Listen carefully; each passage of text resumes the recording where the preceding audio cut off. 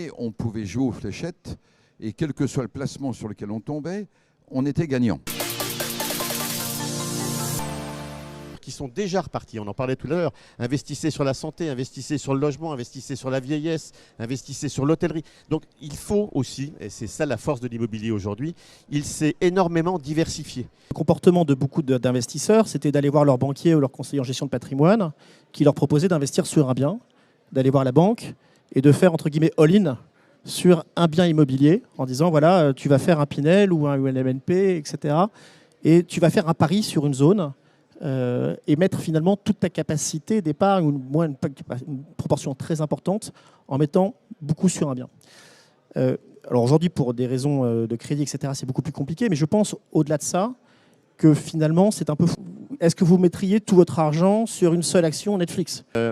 Se rappeler qu'en matière immobilière, la performance élevée ou le taux de rendement élevé est toujours la contrepartie d'un risque. Et je trouve qu'on ne le rappelle pas assez.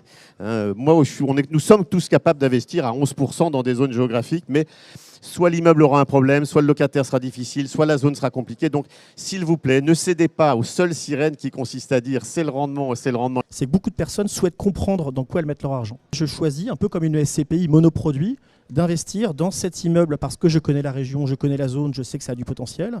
Ce produit commercial, cette clinique, cette crèche, des produits à l'unité. Et donc, comme je ne peux pas tout seul acheter une crèche, on va se mettre ensemble et on va partager les revenus locatifs et la plus-value potentielle à la sortie. Donc si on cherche un point d'entrée bas dans un marché, comme beaucoup d'investisseurs, indéniablement, c'est une vraie fenêtre d'opportunité.